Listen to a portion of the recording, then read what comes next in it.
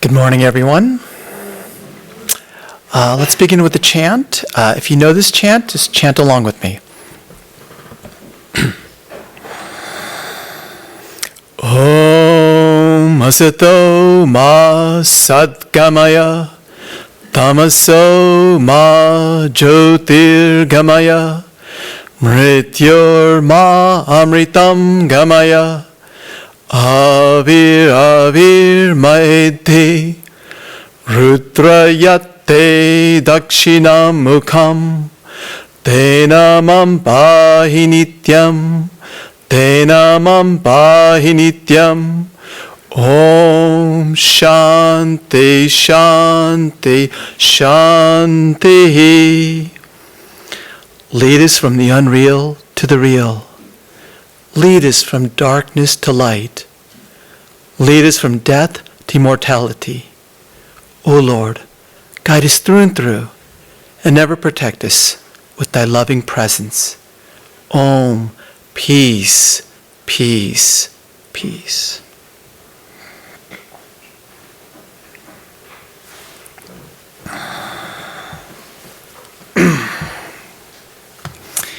Well, it's nice to be back in San Diego after some time. You know, we just had Halloween, and it was a month ago, I believe. And someone was telling me, it's very interesting, that, you know, when we take our final vows, after we've been in the order and joined the monastery or the convent, we become swamis or pravajikas, nuns. And after about, say, 12 to 15 years, when the seniors think you're ready, you take your final vows. And afterwards, you immediately go begging for food for 3 days. And someone's telling me, you know, Swami, Halloween's the only time of the year where you can just wear this and go house to house and begging for food. And it's okay, you won't get arrested. And then he said, and when people ask you what you are, you just tell them, you're a pumpkin. So, today's topic is in Ayurveda and Vedanta. Maybe by show of hands, how many people here are familiar with Ayurveda? Wow, a lot of you. Why did you even bother coming today? You know, I think we're all spiritual aspirants that we come here, and we're all trying to progress through our practices. But there's sometimes when you feel that you're not sort of in sync, mentally or physically, that can be very difficult to do your practices. And, you know, the goal of Vedanta is to experience our unlimited, infinite self. And when problems arise, there are some who say that we should transcend them, to go back to the source of who you are. And this can work for some people. But for others, it can be very difficult at times to be able to transcend your problems, especially if your problems are with your body and mind, and your attention is constantly caught in it. So, it was last summer, this last summer, I actually had gone through a difficult period. You know, in spiritual life, it's just not you join a monastery and everything you're going to cruise and you're going to experience God. We all go through ups and downs. And I think this is normal in spiritual life. And I was going through my own ups and downs, especially in the beginning of the summer. My practices felt dry. I was feeling a lack of motivation. And when nothing's going right, you just start eating. And what do you guys find? What do you do? When nothing's working for you, what do you end up doing? Anybody? Eat? Okay. But when you need something, a solution of some sort, what do you try to do? Watch a film? Okay. What about prayer? Okay. So prayer usually is something that becomes like the last resort. We usually go to God after everything else has exhausted itself. There's nobody we can go to. There's nothing that's working for us. Then we end up going to God. So in the prayers, I started just praying, you know, because there's nothing else to do. And during that summer, I remember an Ayurvedic physician came and visited our temple. And in the course of the doctor's visit, we had this long conversation. And I told her some of the imbalances that I was experiencing. And then she told me, you know what? You don't have to live with these imbalances. And she gave me some simple techniques and things to do. And within 5 weeks, my cholesterol, which was 266, went to 191. My LDLs, which was 179, went to 116. And I lost about 15 to 20 pounds. And I felt lighter, I felt more centered, and I was able to focus on my meditations and deepen my practices. And sometimes we talk about Ayurveda as it's about the body and mind. Well, in Vedanta, what we're going to speak about is trying to get centered. Okay? So that when we're out of balance, how do we get back into balance? But it doesn't stop there.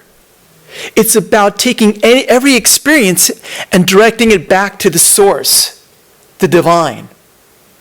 So today I feel is by following simple Ayurvedic principles and doing some yoga asanas, you can begin to understand and change your own body-mind constitution. And this can be a great aid in your spiritual practices. So, to me, one of the discoveries I had during the summer is that for Vedanta to really thrive, especially in this culture, we need to have the aids of the lifestyle of Ayurveda and also doing some of the practices of yoga so we can deepen our spiritual practices and our philosophy in Vedanta. These can be our 2 pillars, supporting pillars, to enrich our Vedantic experience. You know, Swami Vivekananda would say, Nayam Atma Balahi Nena Labhya. The Atman cannot be realized by the weak. Means we cannot be weak physically, mentally, emotionally. We have to strengthen ourselves. After all, if you're sick, guess where your attention is going? It's going to the body. How do you expect to transcend the body? The body has to become transparent. And in order for that to happen, it has to be healthy. So, Ayurveda is defined as the science of life. Ayur means life, and Veda means knowledge or science. It's a system of healthcare that integrates the body, mind, and spirit.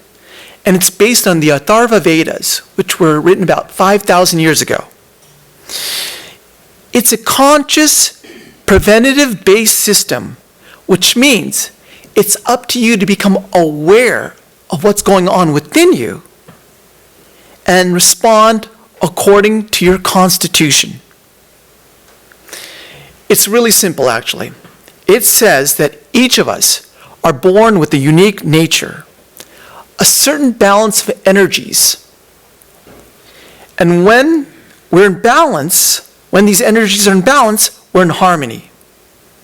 Our bodies and minds are running at optimal level. And we have clear awareness within ourselves and around us. This is called the sattvic mind. A mind which is centered, balanced, and you're feeling joyful.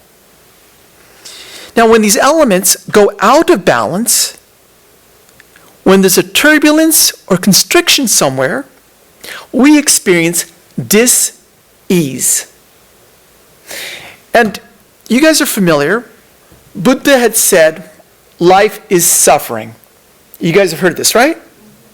Do you know the term that he used for suffering? Anybody know what the Sanskrit term for that is? Dukkha. And what's the opposite of dukkha? Sukha. Okay? The literal translation for sukha means to be at ease. So the opposite of sukha is dukkha, which means to be at dis-ease or uneasiness. This is what Buddha was referring to actually when he says life is dukkha. There's an uneasiness, there's a dis-ease that we're constantly experiencing in life. And we have to get ourselves centered, back to balance. So I'm going to open up a question to the audience just to help get this more concrete.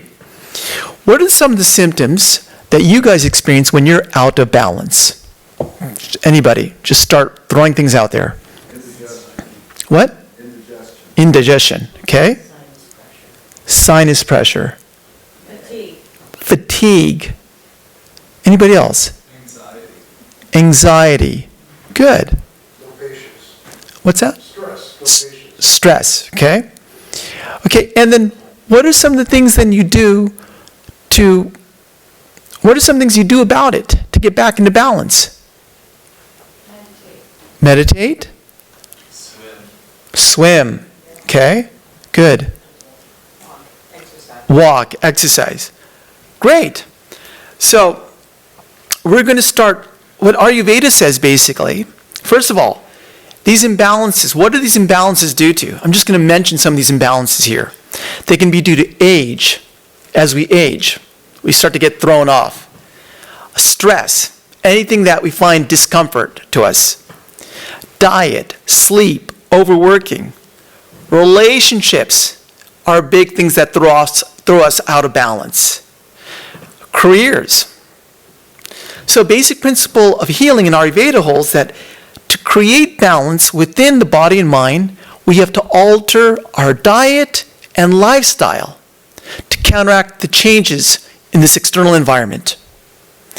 Nature's constantly changing and it's affecting us.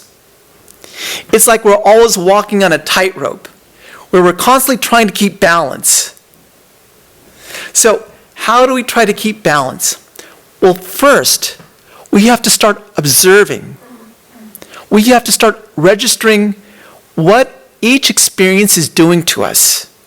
How does it affect us? Most of us kind of like live our lives sort of like without being aware, without just mindlessly.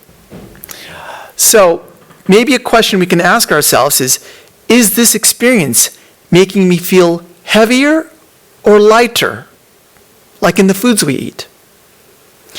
Is it filling me with more energy? Am I coming alive? Or do I feel lethargy? Or that I'm becoming dead? And sometimes we feel that with relationships. Another question could be, do I feel more cloudy or clear? And this sometimes can be affected by what we're watching, what we're taking in through our senses. So the whole point of Ayurveda today is to give us tools to detect when we're going out of balance and how we come back into balance before dis-ease creates disease. Once you're in balance, what happens? You feel a sense of rhythm, openness, centeredness, connectedness, and our attention starts to go away from our negative addictions, from our negative emotions, troubling thoughts. And it's easier to turn our awareness back to the divine, back to God. So ultimately, when we are in this balanced state, our sattvic nature, what begins to happen? Our positive core begins to emerge. We talk, sometimes you hear about this, the divine Atman is Satchitananda. Have you guys heard that? It's consciousness, existence bliss. And it's reflected in this world as truth, goodness, and beauty. How does that truth, goodness, and beauty reflect itself in our centered mind, in our pure mind? It reflects itself differently, maybe as artist, as creativity. That starts to emerge. And as this begins to emerge, we start to feel more like the witness. We start to detach from all these things that are troubling us. And behind those changes, we start to experience a presence that was always there. When Swami Harinamananda talked, he said that presence is experienced in your waking state, in your dream state, in your dreamless sleep state. That same presence was experienced when you're a youth. It was experienced when you're married. It's experienced when people pass away. There's been that constant presence. and that presence starts to become more tangible to you. So, how do we start to begin to experience that presence? Well, let's begin by first understanding what this body and mind software is. Let's get to know our own body and mind. In Sanskrit, they call it the kshetra and kshetragya. Kshetra means the body is the field, and kshetragya is there's a knower behind this field. Now, each of us is experiencing through these unique and different instruments, what we call these body-mind setup. But we know, ultimately, when we strip all of this away, there is one infinite consciousness. And you are that infinite consciousness. And that consciousness is experiencing itself through a variety of different species. What makes each experience different? Let's think about this. What makes one consciousness experiencing itself through a variety of different species? So many species are here right now. But what makes each experience different is the instrument, the mode of perception that consciousness is experiencing itself through. The dolphins, the bees, human beings are each experiencing the same consciousness. They're each experiencing the same universe, but they're interpreting it differently. So a dolphin will experience this universe through sonar. Bees experience this universe as ultraviolet light. Humans, we are all having human experiences. And what does that mean? We're experiencing taste, smells, sounds, images, sensations. But what makes us different is that we interpret, personalize, and react differently. Let me repeat that again. Through our body-mind software, we're experiencing the same universe, the same images, the same sensations, but we interpret. Someone cuts you off. To someone, it doesn't matter. It doesn't register in their mind. To another person, they personalize it. They're cutting me off, and then they react differently. So, it's why that the same person can see the same, two different people can see the same person or eat the same thing, but they react differently. For example, rap music. For some people, it's just noise. And for other people, it's a source of enjoyment. We had two brothers in Qualcomm in San Diego.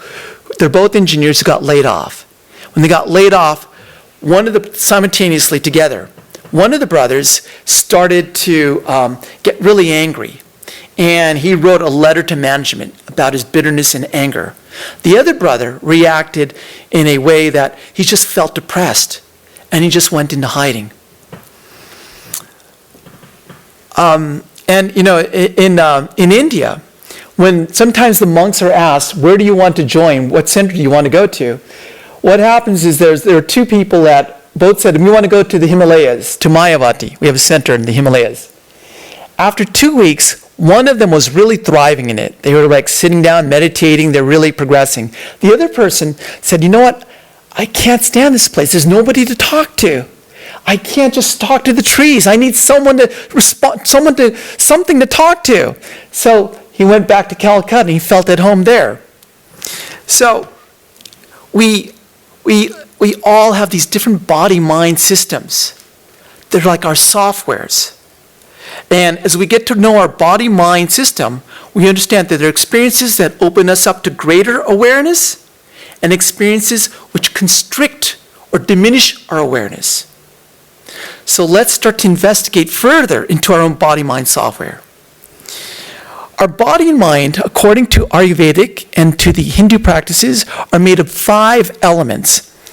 And before we get into these 5 elements, I want you to go from your left analytical brain to your right creative brain. Okay? My father was a scientist. Every time I talk to him, he's always thinking everything's got to be concrete, evidence-based, detailed. today let's go into the symbolism, the analogies, and try to understand things from that part of our mind. So our body and mind is made up of these, what they call 5 natural elements, called Mahabhutas. Everything in the universe is made out of these principles. Space, they're made of space, akasha, air, vayu, fire, which is agni, water, jala, and earth, prithvi. These 5 elements are known as the 5 Mahabhutas. They're the building blocks of everything that we experience in the universe, including our own bodies and minds. Now, these elements stand for principles and qualities in the universe. So let's try to understand what these elements mean. Space, akasha. Space is like the canvas.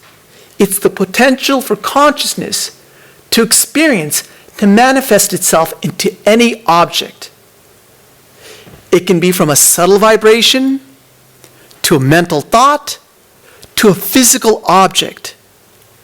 You need space. In the body, space is necessary for things to flow, like blood, energy, and communication. And when things are flowing, we say we're healthy. When things are blocked, we say we're diseased. In the mind, space represents the space between our thoughts. As you guys who've studied Vedanta know that we have a thought after thought, and in between each thought, there's a certain gap, a certain space. And that space can give rise to intuitive, creative, spontaneous insights that flash, and they're the opposite of our habituated patterns of thinking. They come from the divine itself, and they're sort of like, imagine you're in a dark room and a flash of lightning flashes through. All of a sudden, for a split second, everything becomes revealed in that room.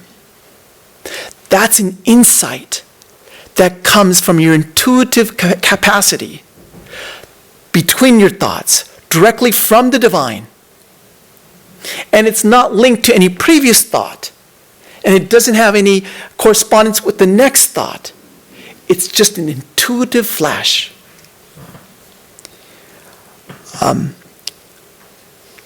So in our minds, and so this space is symbolic for all possibilities to occur. And the first thing that comes about in space is movement. We think of like vibration. Think of the Om. And movement is represented by Vayu, the air. Air quality is the principle of movement, the air element. It represents all the movement within space. As the animating force of life, it's present in all movements, like your circulation, prana, and movements of thought. You can sometimes feel it like the wind, but there is no form. And when there's too much air, too much movement, we get friction or heat. And this leads us to the third principle, which is called Agni, or fire, the element of fire. And this principle of fire stands for transformation or conversion. It transforms one thing into another. In the mind, it represents the digestion of our thoughts into understanding. Like right now, your mental Agni, your mental fire, does it have the capacity right now to digest the ideas that I'm giving to you? Can you digest them into understanding? In our bodies, that fire represents the digestion of food into energy. And when there's too much heat, like when you exercise too much, you create sweat or water. And that's the water principle, which is known in Sanskrit as jala, the element of jala. The principle of cohesion, bonding. Anything you see being held together in the universe has this cohesive property of water, the principle of water. It bonds things. It gives it more shape and form. What now, we're going from the most subtle to more and more concrete, to more and more physical. And what happens, for example, when you add water to a recipe? What begins to happen? It's thinner. Thinner? If it's a powder, it's thick. Yes. Things start to stick together. You start to get form. In our minds, this water principle represents the cohesiveness of thought. Thought after thought, when they begin to stick together, it starts to form into patterns. It starts to give us meaning. And the more cohesive things get, the more structure you have, then you get the last principle, the principle of earth, Prithvi. And that's the principle of structure, grounding, support. So the earth element expresses itself as solidity, mass, and form. Anything that's solid that you can interact with, that you can touch, and has structure, that is the earth element. So all of these principles, these elements, again, we said, symbolize how the physical universe came into existence. And sometimes they're referred to also as the 5 states of matter. But what does all of this have to do with us? Okay, that's the question we should be asking now. Well, all of these elements, I said, are inherent in everything in the universe, including us. So we all have these elements in us. We just have them in different proportions in us. Some people have more space and air, and others may have more fire in them. Okay. Again, we're getting to the symbology, and you're going to start to see how this is going to start getting more concrete. We as individuals come with a formula, our unique combination of these 5 elements. They're like our thumbprints. It's who we are. It's why an oak tree can only become an oak tree and not a maple tree. It's why an artist may not be able to do accounts, and an accountant may not be able to draw. We have what's called our own, we're determined at birth according to our own swabhava, our own inner predisposition. We have certain traits that we have born that want to express itself through as we go on through life. And so most people have a predominance of 1 or 2 of these elements and less of the others. So like a recipe, what happens? You're going to taste like, you're going to act like your predominant qualities and be less influenced by the other qualities. And now, these elements, these 5 elements that we talked about, get organized into 3 principles. The principle of movement, the principle of transformation, and the principle of structure. And these are called doshas for sentient beings. What is our dosha? Well, simply speaking, our dosha represents our own body-mind type. It's sort of like the software that runs our body and minds. It's responsible for the way that we interpret things, the way we assimilate things, and also the way we eliminate things. As we talk about Ayurveda, you're going to find that elimination is also a big process. When you meet an Ayurvedic physician, one of the first things they talk about is, how's your poop? Okay? Are you having these nice big logs, or are you having these short pellets? And it's really important. So maybe we'll get into that. If you come in with the elements of space and air as your predominant elements, you're what's considered a Vata. If you have more fire and water as your predominant elements, you are a Pitta. And if your predominant elements are earth and water, you are a Kapha. These are the 3 main body types, according to Ayurvedic physicians, Ayurvedic rishis who observed human nature for many years and classified them into these 3 types. And they're similar to our Western principles of ectoderm, mesoderm, and endoderm. And as I keep reading about this, first of all, let's understand that each of us has each of these doshas within us.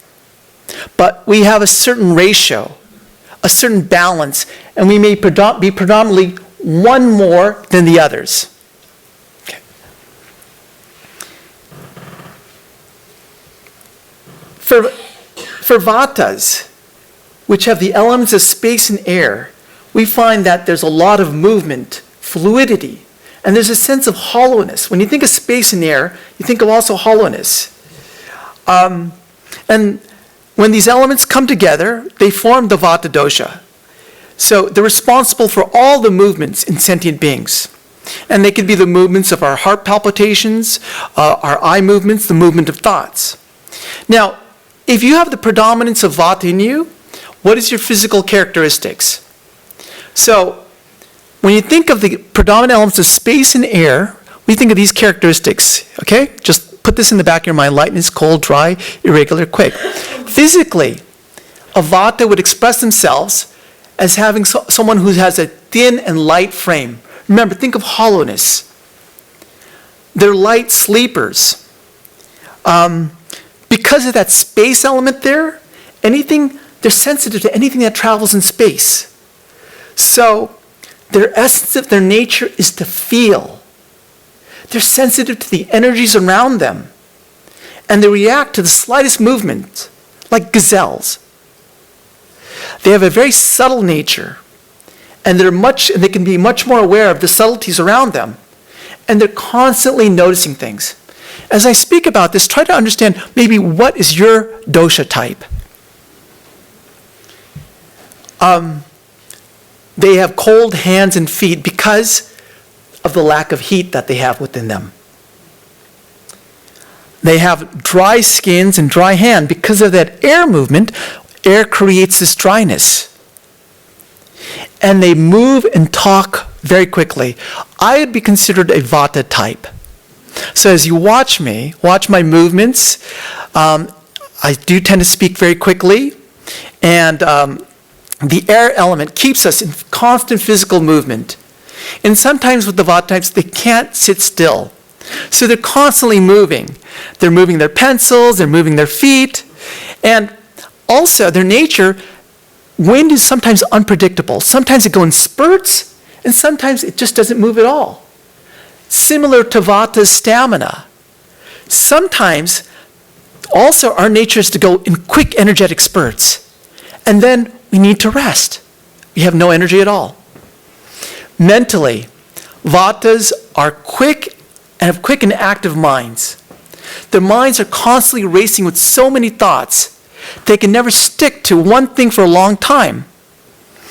It's why they have what we call weak memories. They're really quick to learn, but they're also quick to forget. They're questioners. They like to question things. They like to spend time theorizing and overanalyzing. Because they have so many thoughts, it's why they have trouble coming to any conclusions or decisions. Because they can't stick with one thing. They can think of all the pros and cons, but yet not come to any conclusions. They're the type when you go to a restaurant and they're looking at a menu, they can never decide what to order. And finally, they resist cultural norms. They don't like structure. Remember, they don't have any earth element. Earth is grounding. So they don't like to be grounded. They don't have that structure. So they don't like to conform. And they're always thinking outside of the box. They're like artists and musicians. So when you think of Vata, think of movement. The next dosha type is Pitta. And Pitta, remember, has the essence of fire and water. And when you think of fire and water, what do you think of? You think of heat. Steam, yes, that's good. Also, you think of illumination. They illumine things that fire illumines. Also, it cooks things, it transforms things. So Pittas have the ability to cook things in their system. They can actually separate and assimilate what's good for them and eliminate what's not. It's the process of transformation within the body. Physically, these are some of the qualities of a Pitta when we think of Pitta. Physically, they have medium builds. They have sharp features, sort of reddish complexion because of that fiery component. They don't really lose weight or gain weight. They have strong digestions. And you know what? They're considered the goat of the human species. Because of that Agni, that fire, they can eat whatever they want and they can digest. Vatas, we have less fire, so we don't have strong digestions. We have to be careful in what we eat. That's why we have to really cook things to be able to help our digestion. Pittas also perspire very easily because of that heat. They tend to be physically hot all the time. And whatever they do intensely. They play hard, they work hard, and they vacation hard. If you've ever gone on vacation with a Pitta, you notice that what they do is they tend to, I went to Universal Studios, one of our jobs to go to Universal Studios with some of the visiting guests, with a Pitta person. They planned right when it opens, 10 o'clock, we're going to go on this ride, then next ride, then next ride, and we finished the whole thing by 3 o'clock. Very efficient. Mentally, Pittas have sharp intellects. They have that fiery mind. They're great problem solvers, and they have great critical thinking skills. They also, when you meet a Pitta person, they also have a forceful way of expressing themselves. They're very self-confident. They're known as the risk takers, the decision makers, the leaders, the CEOs. They're the types that are like, when you go, emergency physicians, they have to make decisions right on the spot.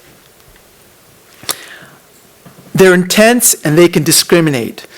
While a Vata person will go on and on, talking, a Pitta person will say, okay, let's get to the point, all right? They're decisive, organized, and efficient. And they are driven. They're ambitious, competitive, and they love challenges.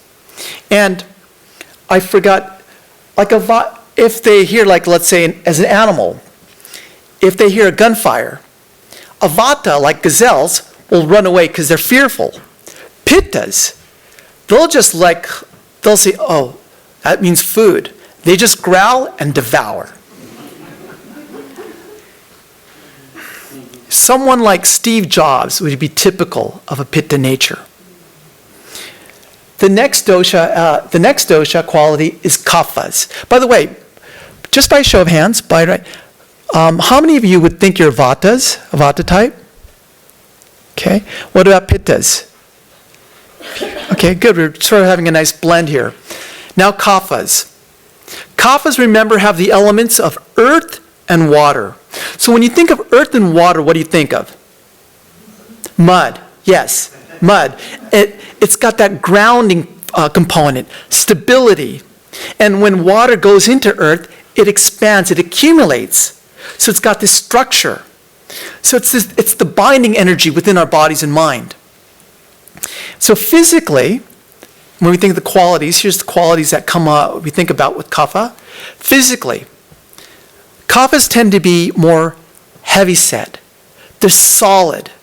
Their frames are big bones. They have soft muscle. And they're strong and firm. They have strong and firm bodies. They tend, because of that earth element, they also tend to gain weight easily. They usually have smooth skin, oily hair, and milky eyes. Because of that earth element, at grounding, they have good stamina. Also, they are slow movers. Compared to the Vatas, which are fast, Kaphas are slow movers, and whenever they move, they're very deliberate. They express themselves deliberately. They move in a deliberate purpose. If you look at cars, I would consider Volvos would be like your Kaphas. Okay? They're reliable, comfortable, steady, but not fast. Vatas, like me, would be like Ferraris. We're fast and agile, yeah. And Pittas would be like Mustangs. They're powerful and aggressive. Okay.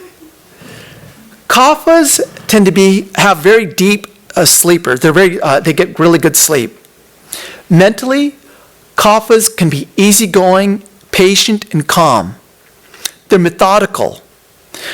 They are slow to learn, but whatever they learn, they soak into their body. They embody their knowledge. So the result is they actually live their knowledge. They're slow to learn, but they are long to remember. So they actually make great teachers. They love structure. Again, the earth element coming out. They love routines. And they are loyal. They can be your best friends, but once they're angered or hurt, they can take a long time to forgive. An example of someone who'd be a Kapha type, from a celebrity standpoint, would be like Oprah Winfrey. How many here are Kaphas? Do they think they're Kaphas? Okay. So, when in balance, when these doshas are in balance, the energies you find the energies within you are in perfect harmony. There's a perfect natural balance within you. It's called the ideal proportion of the doshas. And this balance was determined at your birth. It's like we have an ideal body weight, we also have an ideal ratio with these doshas that was determined at conception, according to Ayurvedic science. And so basically health or optimal living is making lifestyle choices that keep you in that balance, so that your constitution, with that balanced constitution, you have maximum power and resilience to face distress.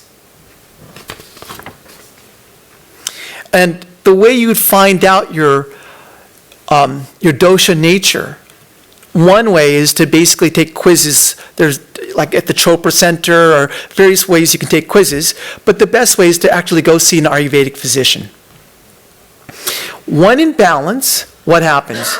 The divine shines through your unique personality, and it illumines your individual gifts.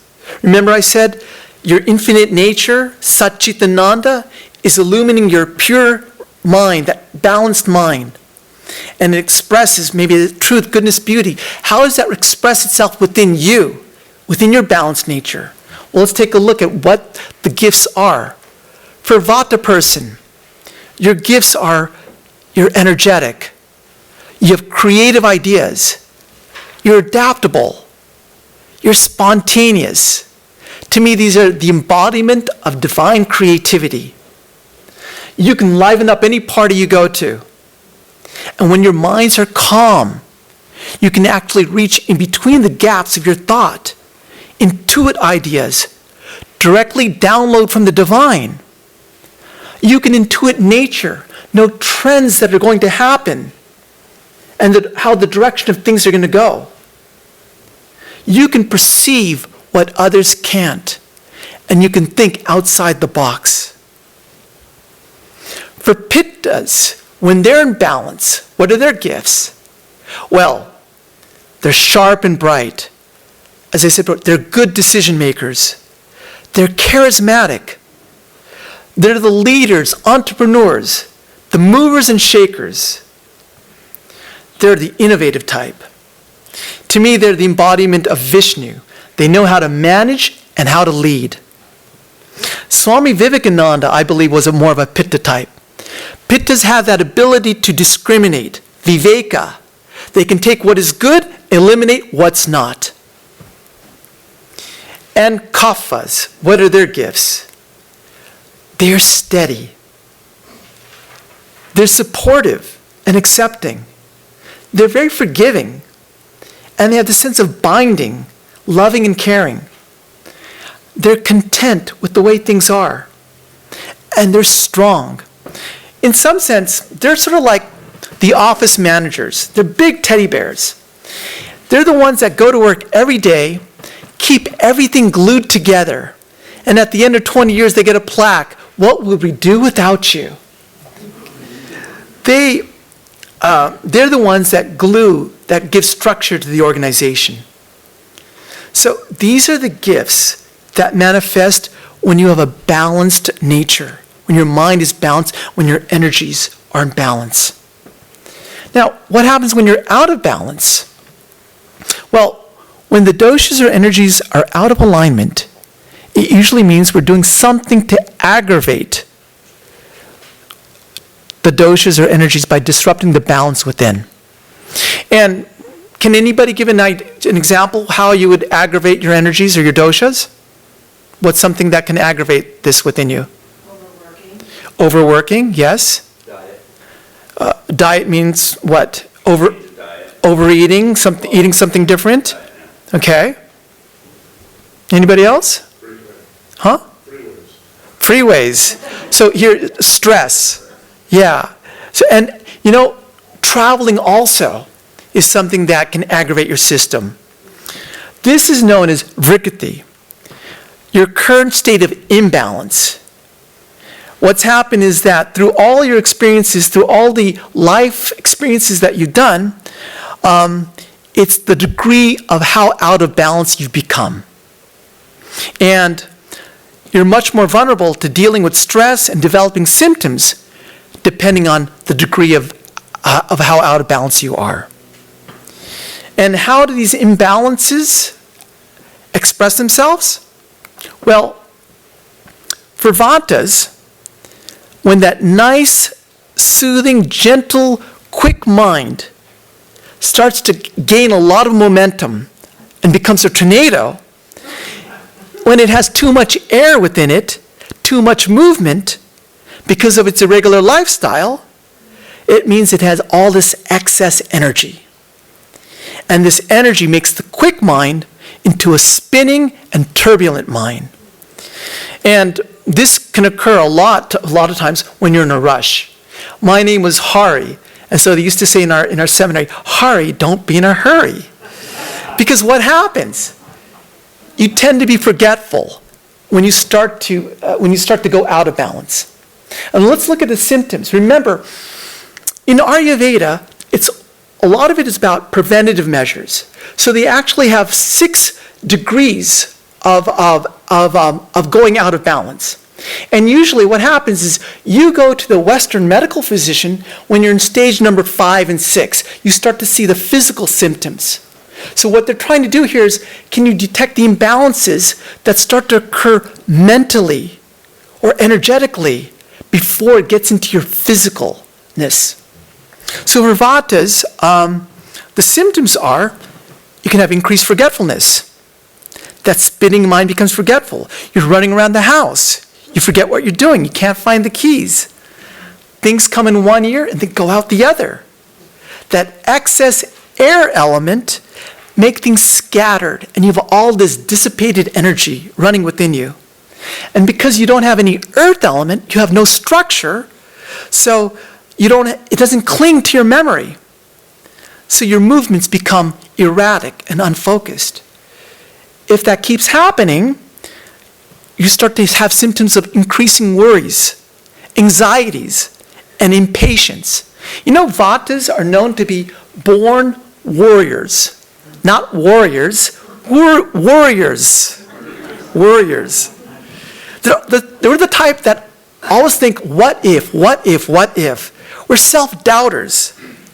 We wake up becoming anxious about the day, worried about how we're going to get things done. And when stress comes, what starts to happening? We start to blame ourselves. What did I do wrong?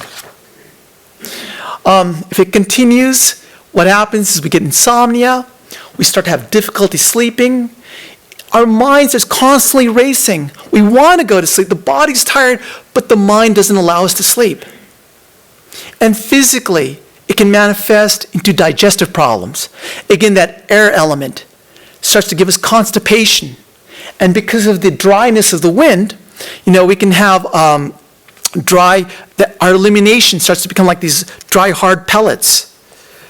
So, and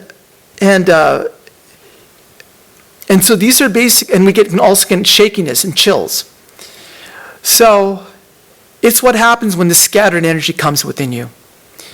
So that's for Vatas. For Pittas, What happens when we go out of balance? Well, again, when you think of pittas, what are you thinking about? What's the elements that come to your mind? Heat, fire, right? So what happens when that fire starts to become a forest fire? It starts to burn down anything in its vicinity. So watch out if you're with the pitta, because you can also get burnt as well. The indicators for pittas, sometimes they become intensely angry. Weather, if it's hot weather, spicy food, alcohol, even too much sex are all things that are heating and can cause pittas to go off balance. They manifest as irritability. They become excessively judgmental and critical. These are the symptoms to be careful of. Another term, have you ever heard of the term hanger? It's when you're hungry and angry. It creates hanger. So if you're living with a pitta, make sure they're fed on time. Otherwise, they start to develop a sharp tongue. And like a dragon that can throw out fire, they can throw out fire with their words and they can burn you. They can become aggressive and overly competitive because they start to get very narrow in their focus. They're perfectionists. They can't let things go. So what starts to happen? They're pushy, they're intimidating, and they're bullies. They're ruthless in wanting their ways. So a beloved leader, who's like a Steve Jobs, can become a tyrant if their pitta's out of balance.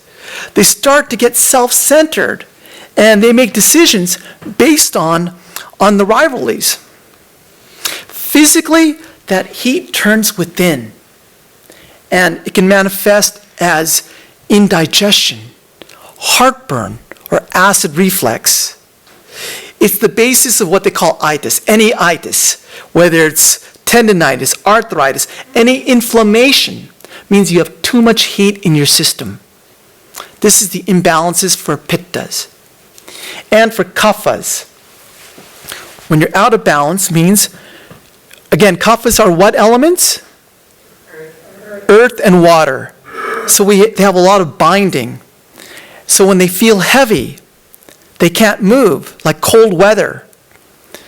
The indicators are that especially that groundedness that they had as kaphas turns into dullness, heaviness, lethargy. They have these, I don't want to do anything. Don't bother me. They'll just say, whatever, it doesn't matter. They go into a shell and don't want to talk to anybody. Physically, they start to accumulate. They get heavy. And they start to also accumulate water, congested. Everything starts to soak into them like a sponge. They're absorbing everything. And what do they start? They start craving sweets, dairy foods. Basically, it's their comfort foods. And they can become very needy at these times. Because they're starting, it's like you're starting to expand. You want to hold on to anything that you feel can give you support. What are things that they grasp onto? They can grasp onto relationships. Things that are not working, but they can't let them go. And when stress comes up, how do they deal with it? They say, I don't want to deal with it. For pitta, when stress comes up, they say, it's your fault. So these are the imbalances that we're starting to see. The balances and imbalances. And so just in summary here, Vata people, when they're out of balance, they feel anxious and fear. Pitta expresses the imbalances, anger and lashing out. And kaphas express it as depression. So what starts to happen is when you're out of balance, what do you begin to notice? That you naturally crave for things that only make it worse.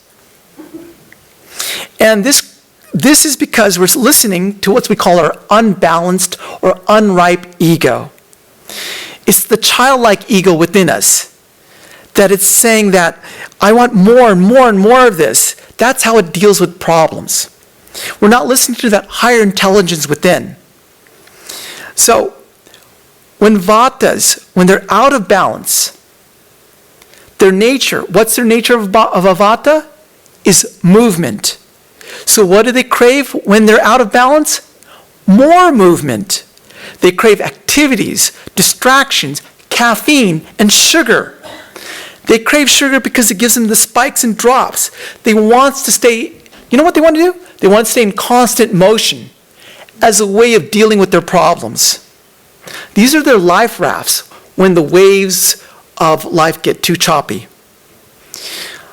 So again, according to Ayurveda, it's when you start to notice the subtle imbalances first, that's the time to do something about it, to bring yourself back into balance.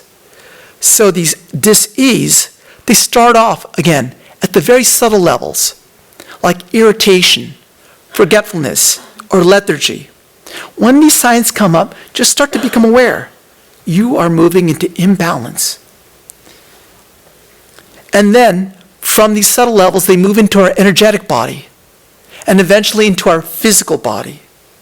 So by the time you see a doctor, all these issues are already deeply into your tissues.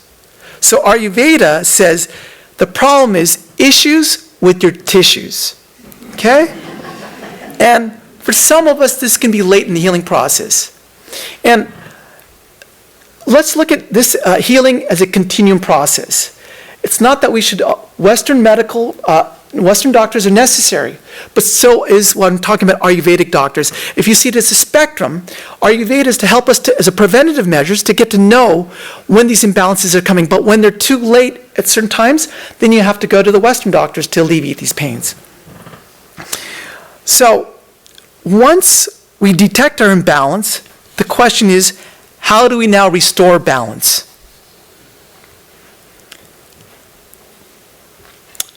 Again, let's just remember very quickly, every experience is constantly changing the internal climate within our body and mind.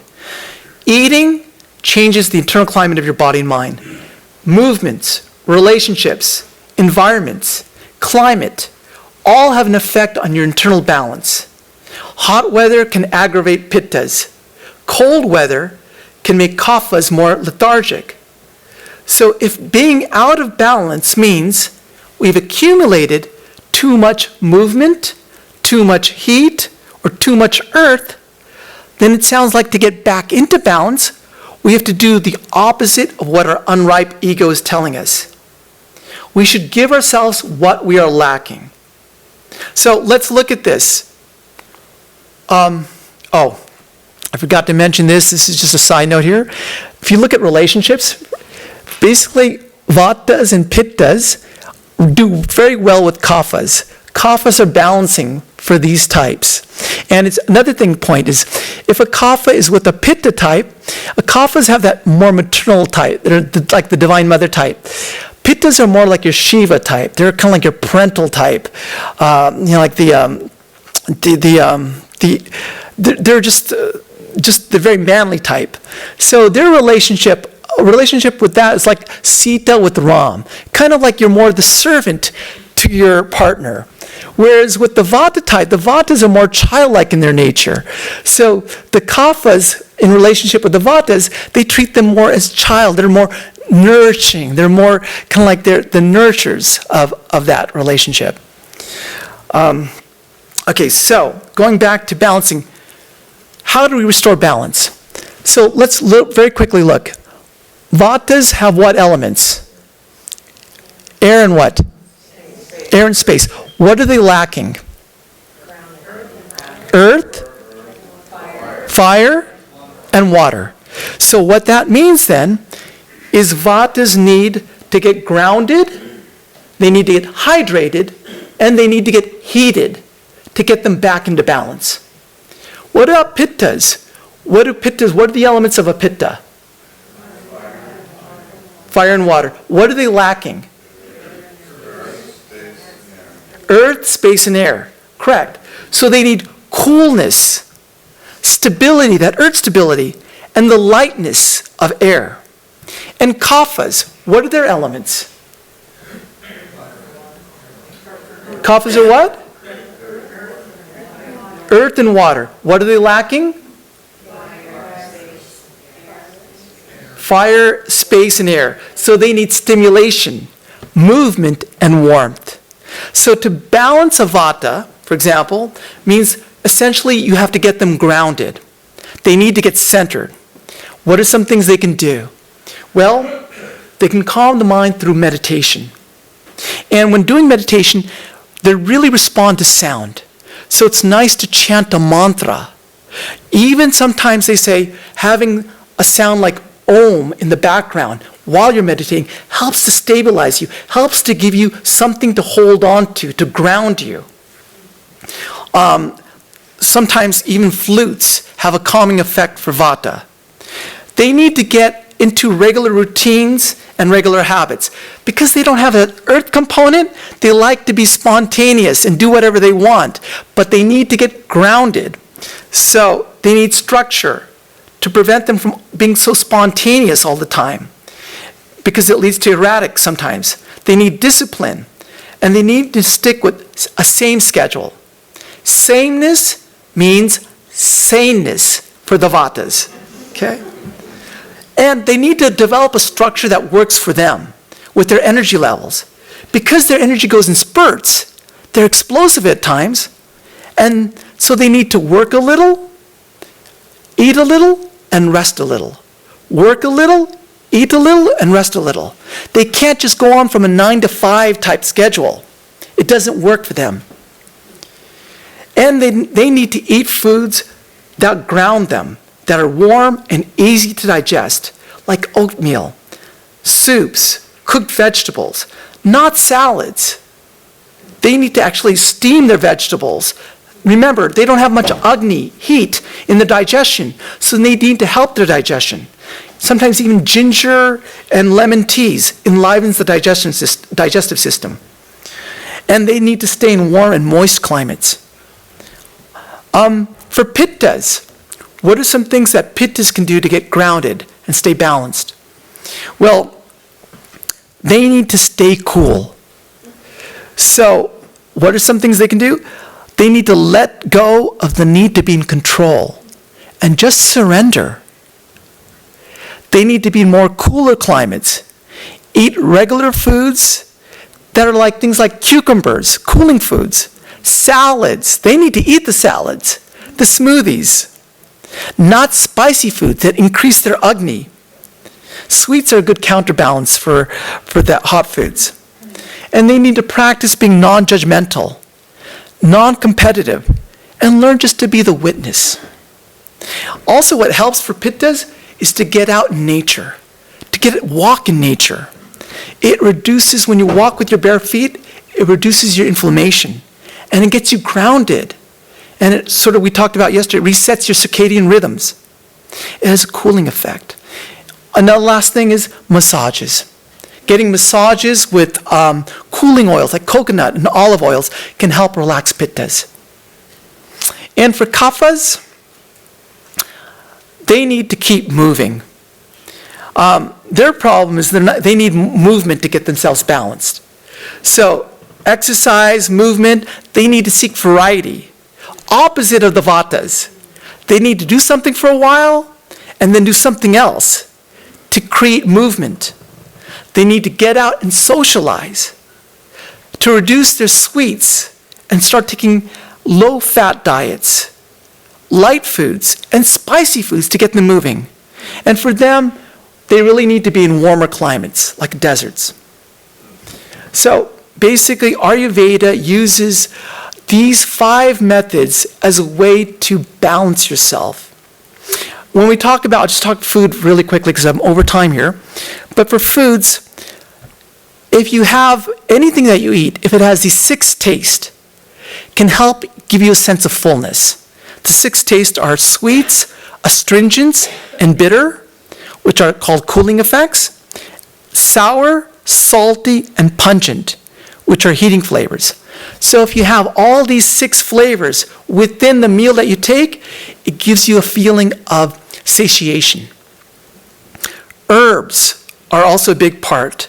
There's too many herbs to mention, but triphala, turmeric, ashwagandha, these are things that can help lower or increase your dosha type, depending on where you are.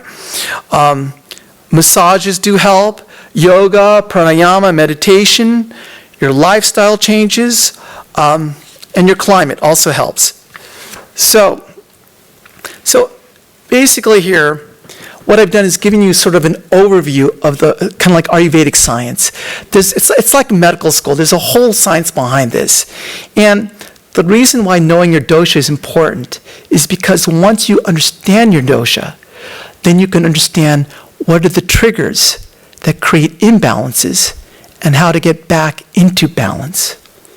But it doesn't stop here. I'm just going to go one step further. Each experience not only should center us, but eventually it should take us back to our divine self. You come to Vedanta to experience God or experience your true divine self. So this is only halfway in the process. In the next talk, I'd love to give a talk about how each experience can get us back to our divine self. But we need to get centered first. Because if we're not centered, Ramakrishna gave an analogy. It's like the mongoose trying to go up the hole, but it's got a rock tied to its tail, so as soon as it gets up, it gets dragged back down. So, and quickly, I'm just going to mention this here.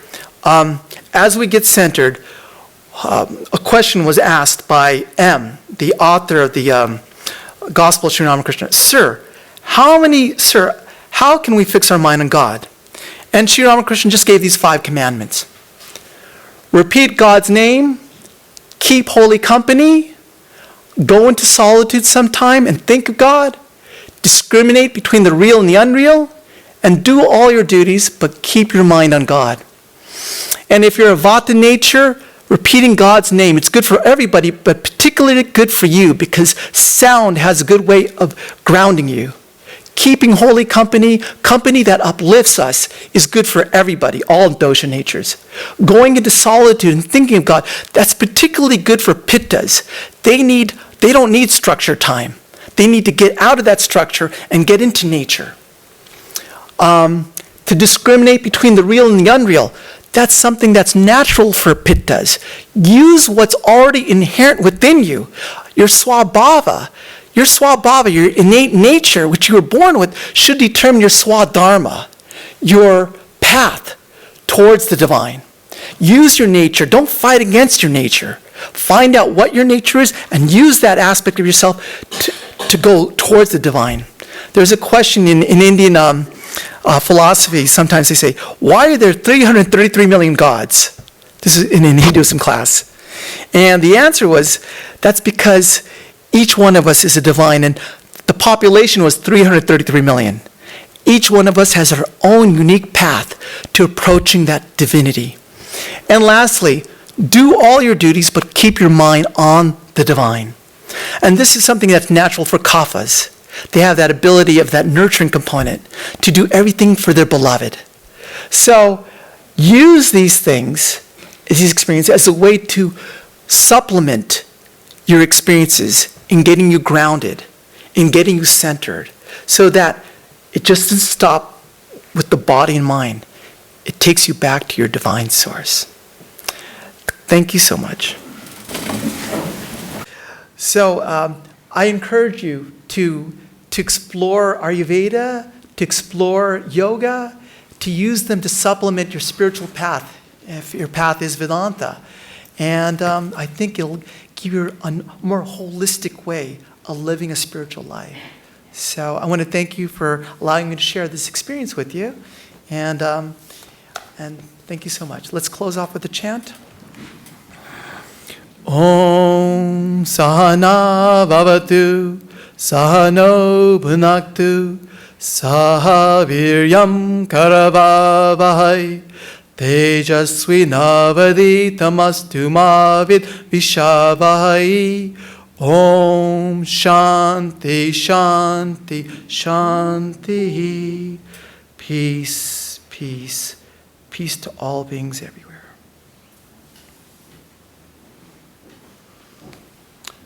Last thing is, if you do want a textbook to read more about Ayurveda, A good one is Ayurveda and the Mind by David Frawley. He's a Westerner who's lived in India for many years. I love his writing style, very clear, to the point. Ayurveda and the Mind, David Frawley.